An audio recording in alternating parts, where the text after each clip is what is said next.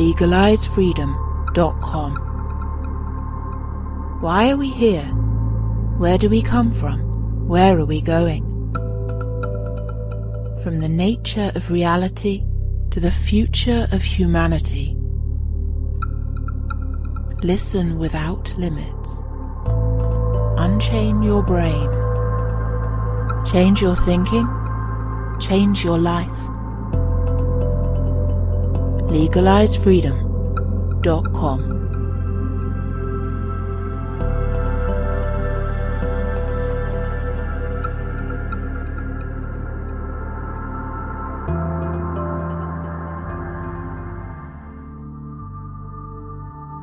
Greetings and welcome once again to legalizefreedom.com. I'm your host Greg Moffat, and my guest today is Gregory Shushan, who joins us to discuss his book, Near-Death Experience in Ancient Civilizations, The Origins of the World's Afterlife Beliefs.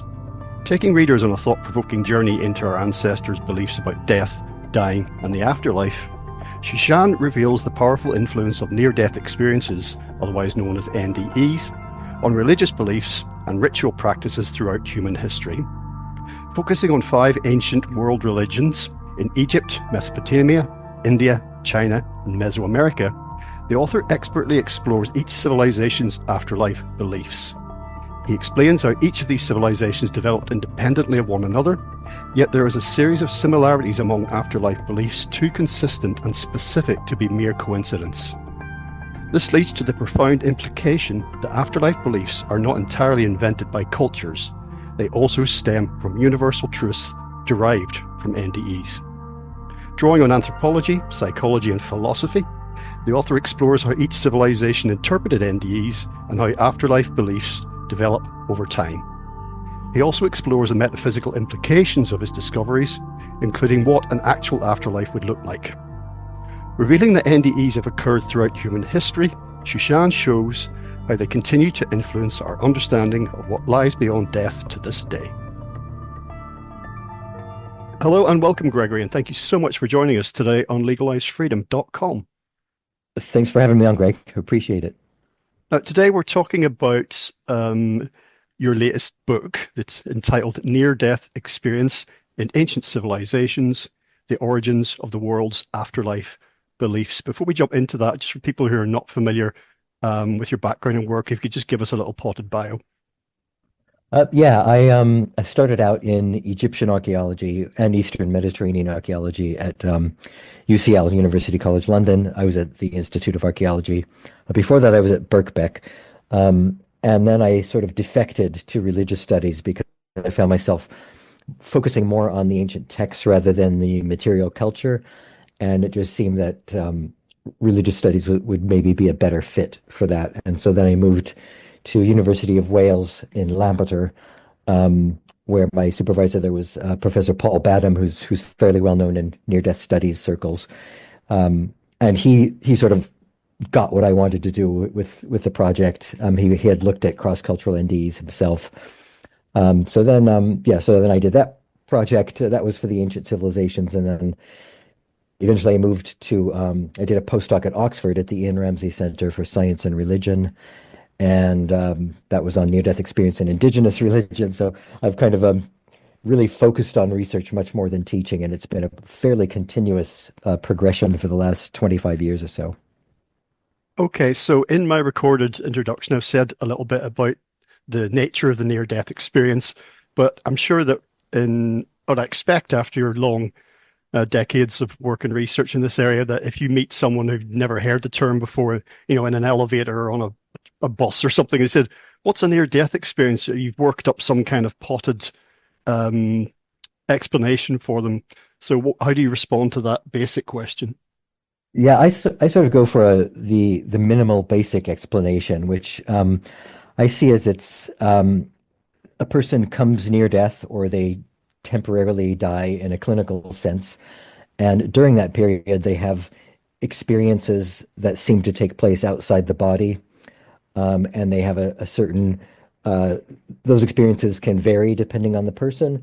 And then they come back to the body and are able to talk about it. And the reason I have that minimal explanation is because I don't want to impose the kind of Western model that everyone's familiar with on NDEs cross-culturally. I want to sort of be open to whatever different individuals tell us. Because even going back to Raymond Moody and Life After Life, the book is 50 years old now. Even he was saying no two NDEs are exactly the same. No two of them have all of the same 15 or so elements that he'd isolated. So I just think that's the context is the main thing, but it does have to have that mystical or spiritual journey of the soul.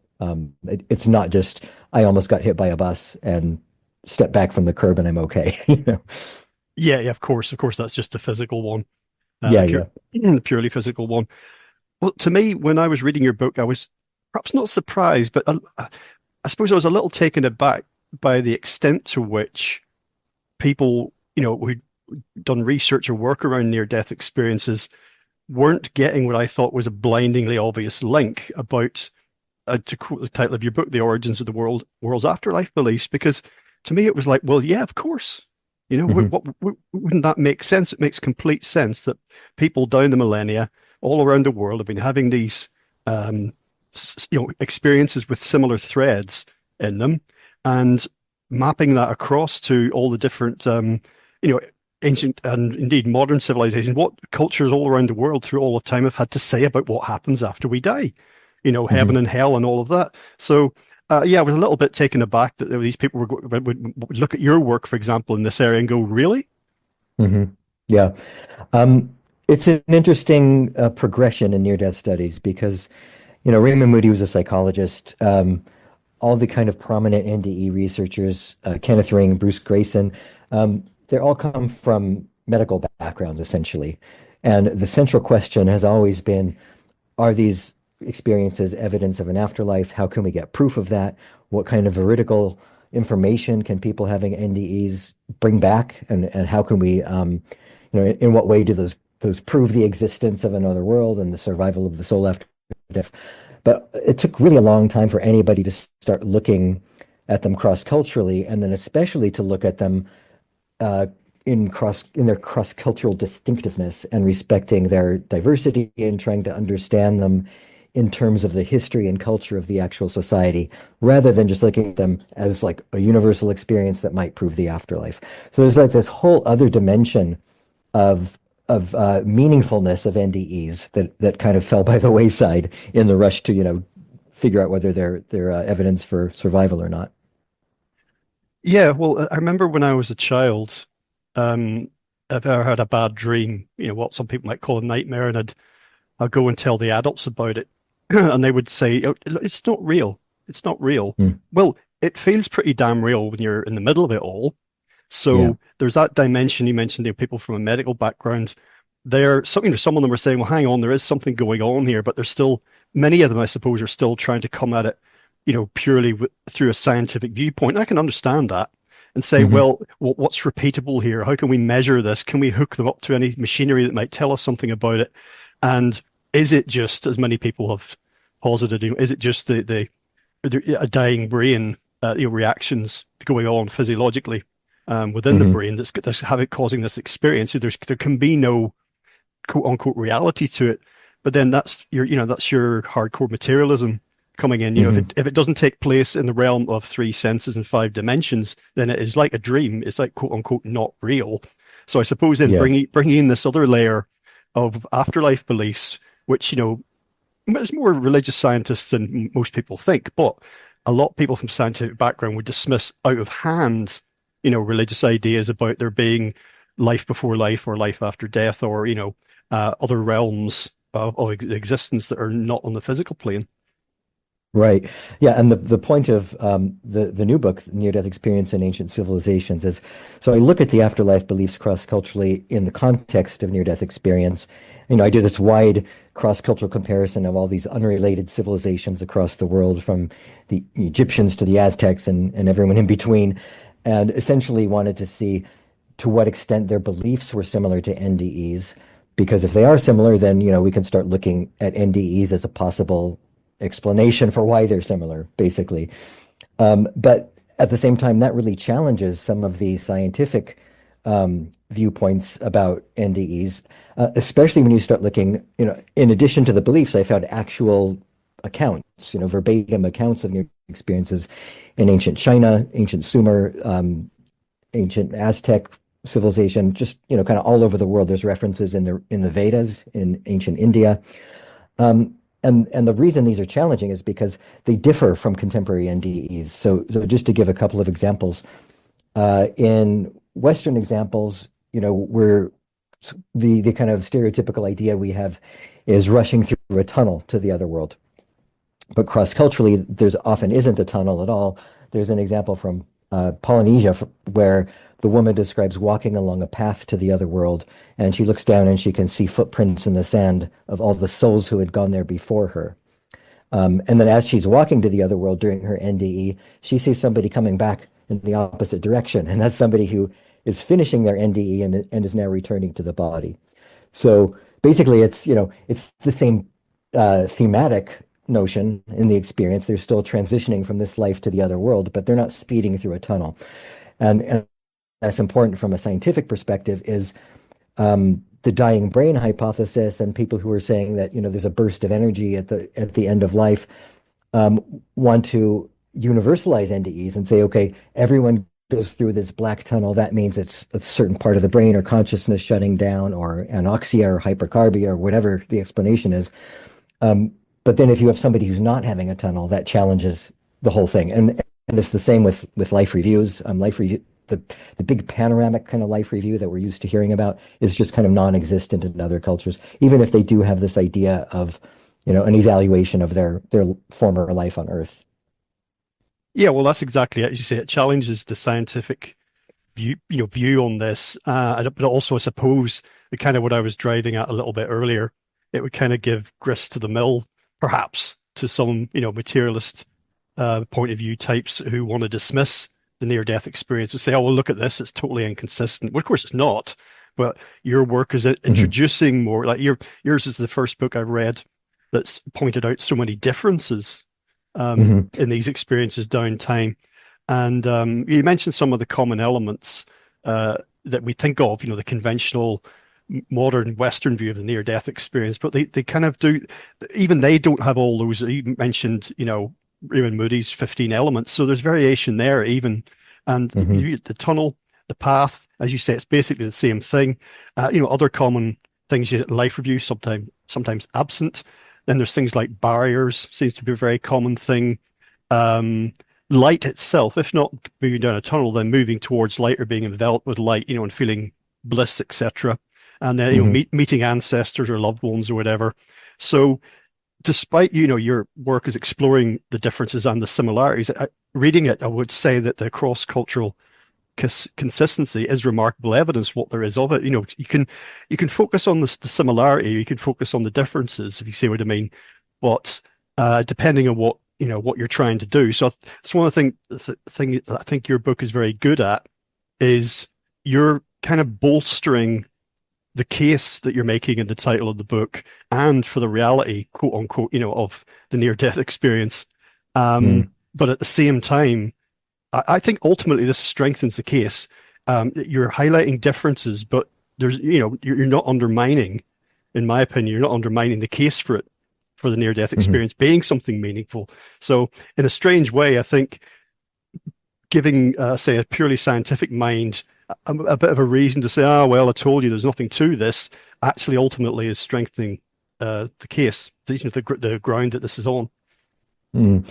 Yeah, I do think that it could be used as a challenge to either argument, really, because materialist scientists could say, well, why are they so different? That means that there's nothing to them.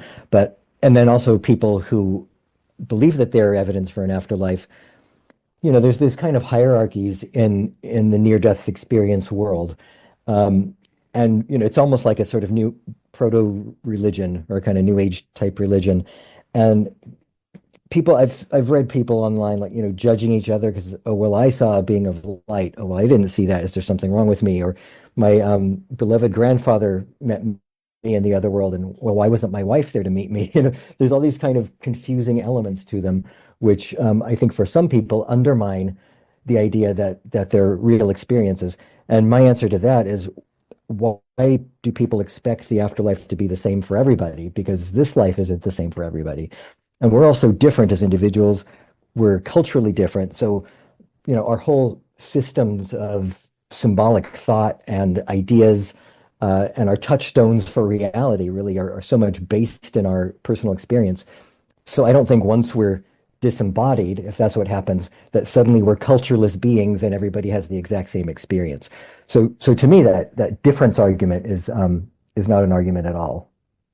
Yeah, and if you look at the things that the activities and the experiences that we physically have, or even psychologically, in our 3D five sense realm, me eating a cheeseburger and you eating a cheeseburger, we're not experiencing exactly the same thing, but Right. nobody's dismissing the fact that we're engaging in the same activity or having the same, the same similar experience, shall we say? Yeah. Um, One of the things that I think is very significant is that you're looking at original source material as much as possible, kind of afresh, because one of the things that kind of blights or can blight um, anything that involves historical research, archaeology, whatever type, is consulting what has our, third or fourth or fifth hand sources, consulting what's already been published, Yeah. particularly when, as you say, when things get published and established in people's minds.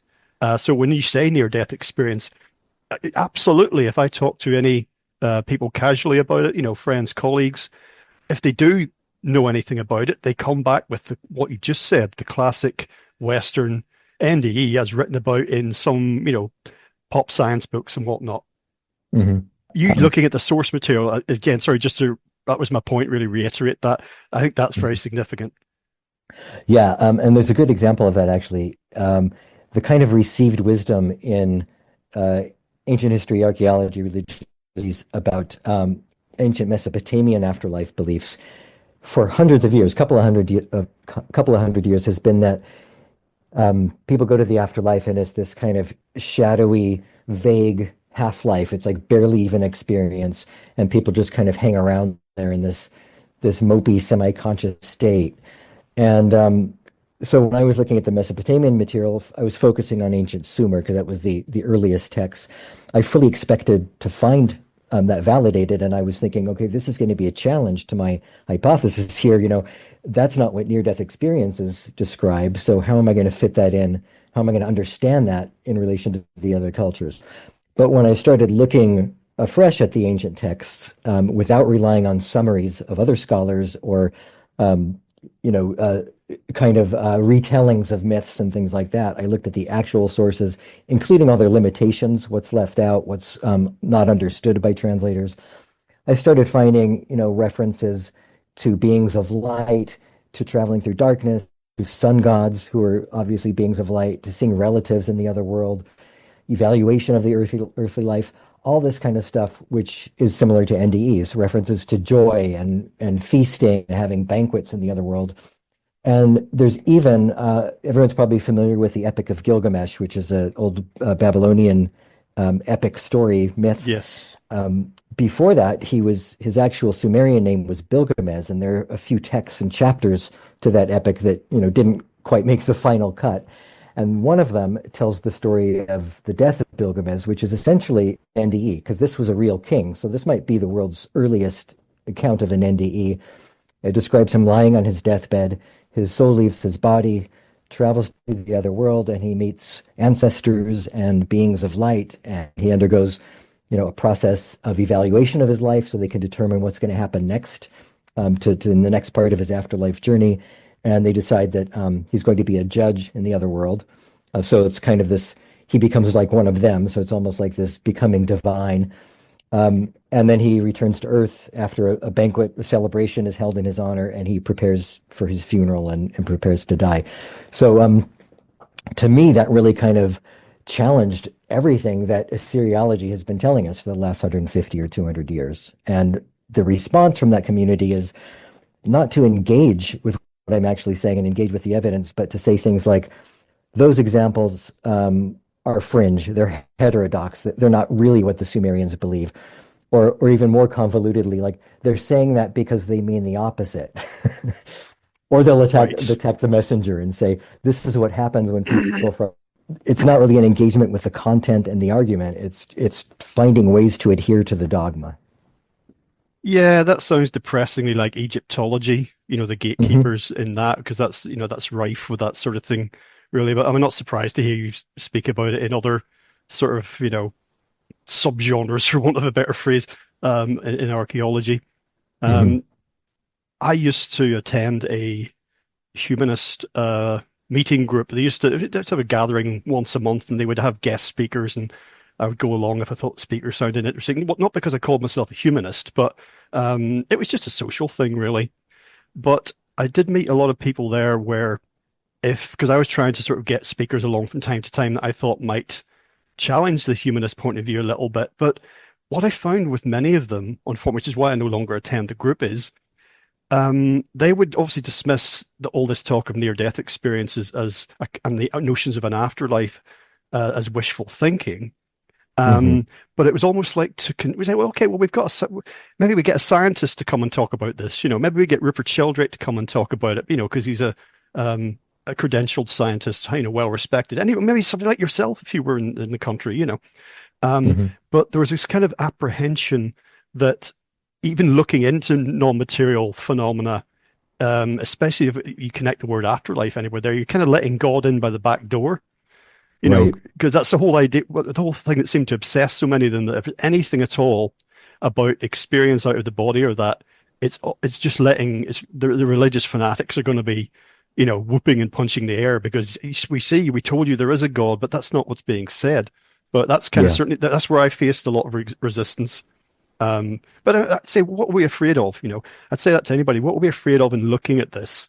Because I said to these humanists, the ones who got militant about it, I said, look, if after death there was a black void of nothingness, well, I'm not going to be around to complain about it or to say, oh, I kind of thought there would be an afterlife. I'll just be gone. I'll be annihilated. If that's the way it pans out, so be it.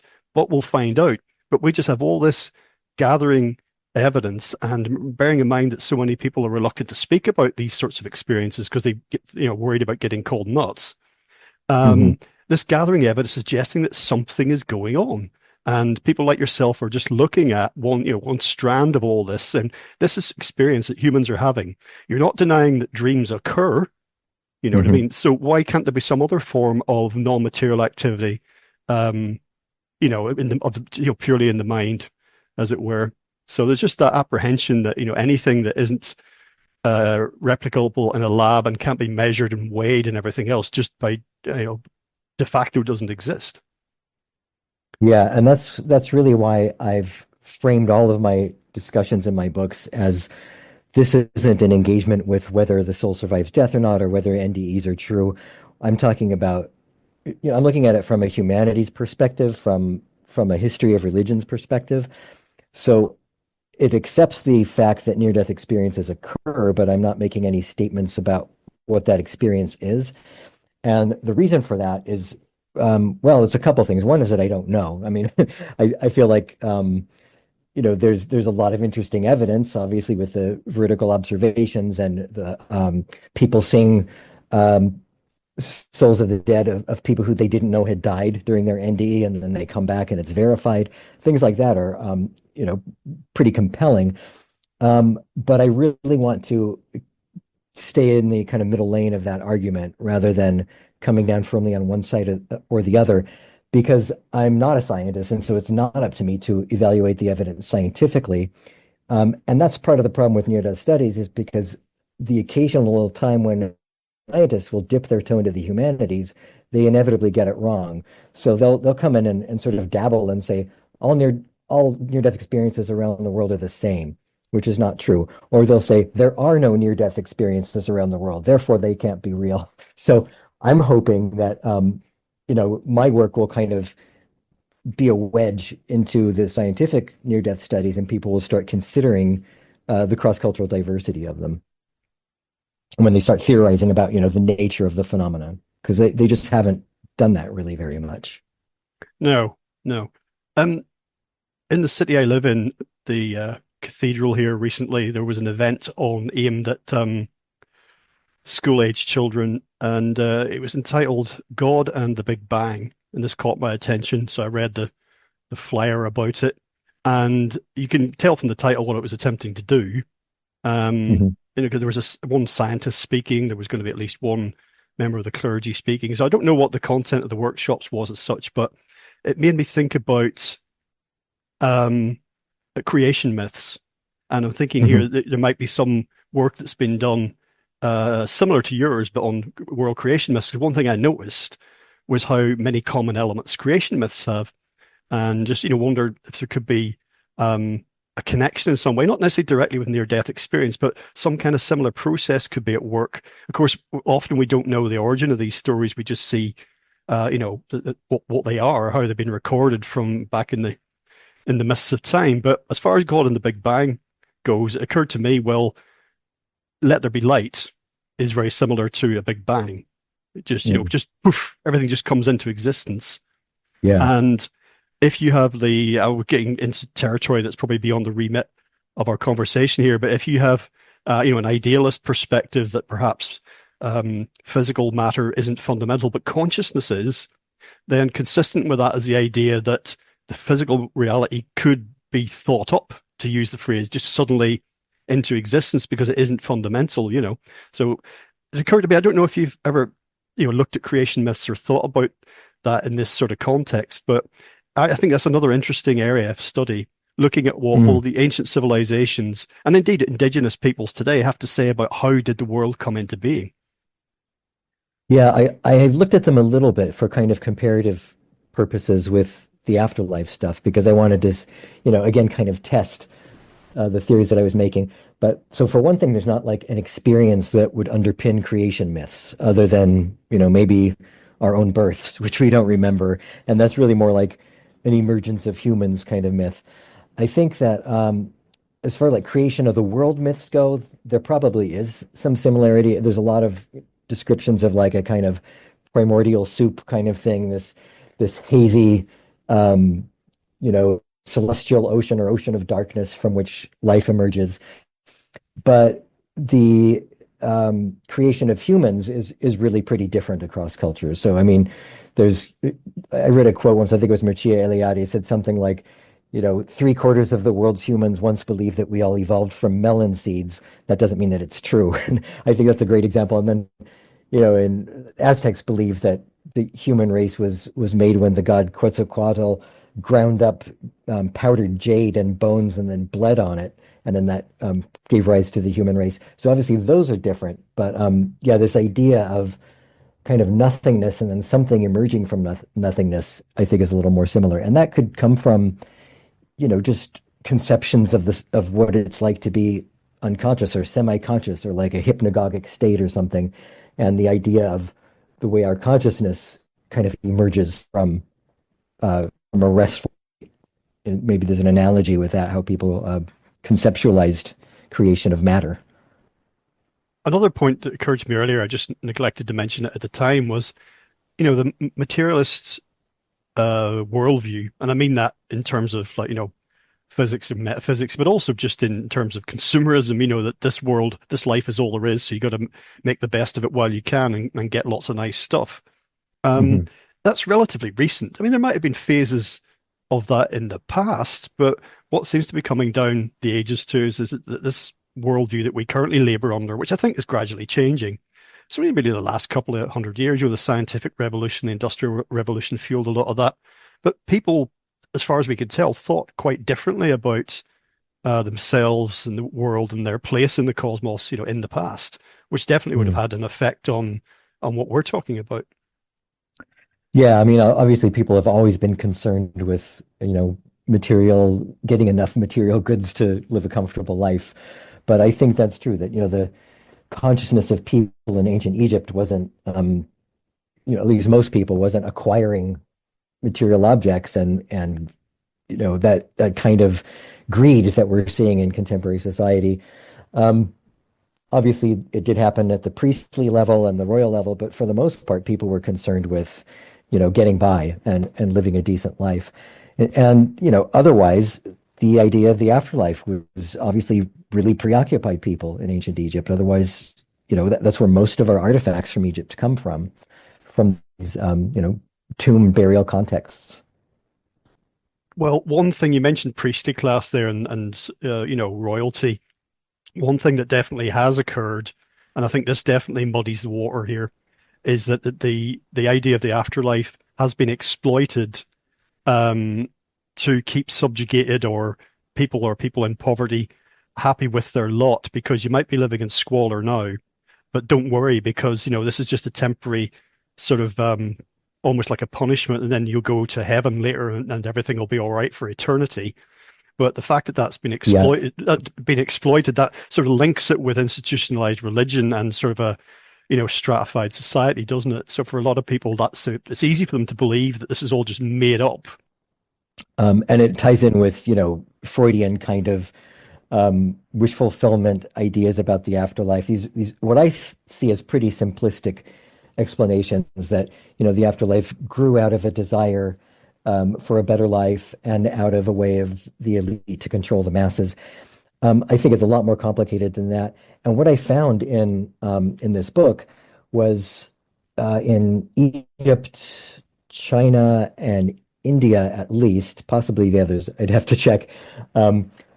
Their afterlife belief started out being, not being dependent on earthly behavior, and it wasn't like a judgment kind of scenario. Sure, your judgment, your earthly actions would impact your afterlife fate, but it wasn't like you're going to go to hell and be tormented and tortured and suffer if you did bad things, and if you did good things, you're going to go to heaven. It was more of a kind of mystical individualist approach and more kind of transcendental and more focused on transcendence and the divine. And then as time grew on in Egypt with the later afterlife books and in China and India, we see, and it's kind of corresponds with text becoming more available to the masses, people becoming more literate, the kind of religious culture fanning out to more people in a more comprehensive way. We then start to see manipulations by the elite and the kind of birth of that binary heaven hell afterlife and these almost loving descriptions of torments. Like in China, if you gossip about people, then in hell you're going to have an iron rod shoved through your tongue. It's these kind of the punishment will fit the crime things. So, so in other words, briefly, basically what happened, I think, was the initial afterlife impulse, I think, was rooted in near-death experiences and possibly shamanic experiences. But then gradually, as time went on, they became manipulated by the elite, but it didn't originate with the elite.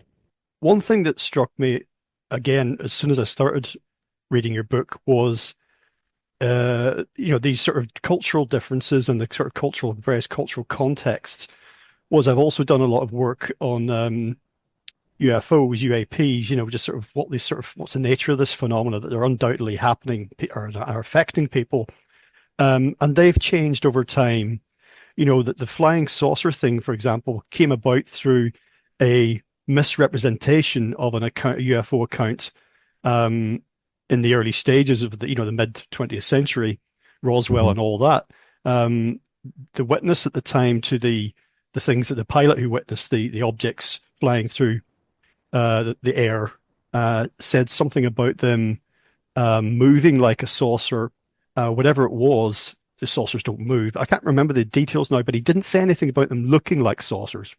But Okay. the newspaper report in a time before the internet, one of the main newspaper reports read, widely, said that he said they looked like saucers. And at that point, people started seeing flying saucers, literally, disc shapes. And Wow. all those images started to appear of the same.